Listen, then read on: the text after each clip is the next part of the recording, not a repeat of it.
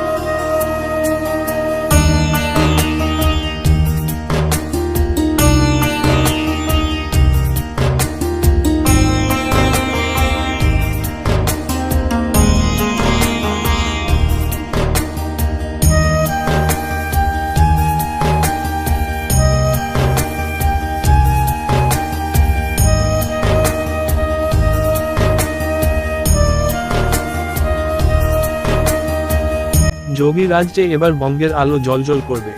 এবার রাম মন্দির উদ্বোধনে অযোধ্যা শহর জ্বলজ্বল করবে বাংলা তথা চন্দননগরের আলো। চন্দননগর বিদ্যালঙ্কার সাহা ইলেকট্রিকের লাইট পারেড দিচ্ছে রামরাজ্য অযোধ্যায়। জানা যায় তাদের লাইট অযোধ্যা শহরে 1 বছর ধরে থাকবে। সাহা ইলেকট্রিকের কর্ণধার মনোজ সাহা জানান তাদের মোট 150 জন কর্মচারী সহ লাইটের সমস্ত সরঞ্জাম 13 তারিখে রওনা দিয়েছে অযোধ্যার উদ্দেশ্যে। তিনি বলেন অযোধ্যার রাম মন্দির সহ আশপাশের 10 কিলোমিটার এলাকায় লাইট দিয়ে সাজানোর বরাত পেয়েছেন তিনি। রাম মন্দির উদ্বোধনের সময় 150 জন কর্মচারী সহ সেখানে উপস্থিত থাকবেন মনোজ। তারপরে 10 জন সারা বছর দেখভালের কাজে নিযুক্ত থাকবেন।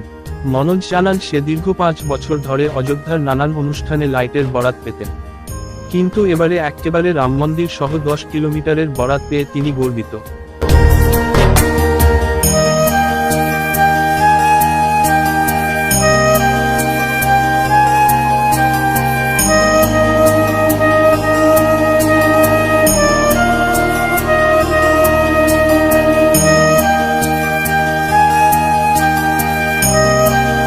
লাইট লাগাতে উদ্বোধন আছে 22 তারিখে রাম মন্দির। কতজন যাচ্ছে ওরা? আমার মিনিমাম 60-70 জন। এই যে ওখানে যাচ্ছে কেমন লাগছে? খুব আনন্দ হচ্ছে। রাম মন্দিরের নাম শুনেছে, এত মানুষ বলছে, সবাই তো আর সুযোগ পাবে না সেদিন থাকার। তোমরা থাকবে উদ্বোধনের দিন? হ্যাঁ, আমরা তো থাকবোই। আমরা ওখানে আছি এখনো। আমাদের এমনি আগেও যাই আমরা প্রত্যেক বছর, এই বছরটা একটু বেশি আনন্দ হচ্ছে। কেন? আমরা কালী পুজোর ধান নাচের সময় যাই ওখানে কাজে, আমরা প্রত্যেক বছরই কাজ হয়।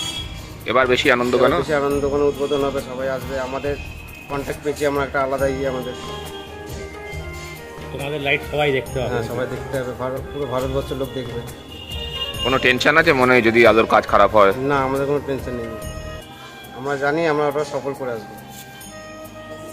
এই রাম মন্দিরের উদ্বোধনে তো বহু ভিআইপিরা সেখানে আসবে, হ্যাঁ, তাদেরকেও দেখতে পাবে নাকি? হ্যাঁ, আমরা তো এমনিও দেখেছি অনেকবার, এখন গেলে তো আরও সবাইকে দেখতে পারবো। মোদি যোগী সবাইকেই দেখেছি আসে ধাননাথের সময়, কালী পুজোর সময় আসে। এমনি এখন আর্টিস্ট ফার্টিস্টরা আসবে, আরও 300 লোককে আর্টিস্ট আরও নতুন বলেছে, তাদেরকে দেখতে পারবো। বছর আমরা অযোধ্যাতে আজকে 5 বছর ধরে রাম মন্দিরে কাজ করছি। এই বছর যেহেতু আপনার 22শে জানুয়ারি রাম মন্দির ওপেনিং আছে, যার জন্য সরকার থেকে আমাদের লাইট কন্ট্রাক্ট দিয়েছে বিদ্যালঙ্কা সাহা ইলেকট্রিক সাহাকে। এবছর আমাদের অনুষ্ঠানের জন্য 10 কিলোমিটার রামের ওপর লাইটিং হবে।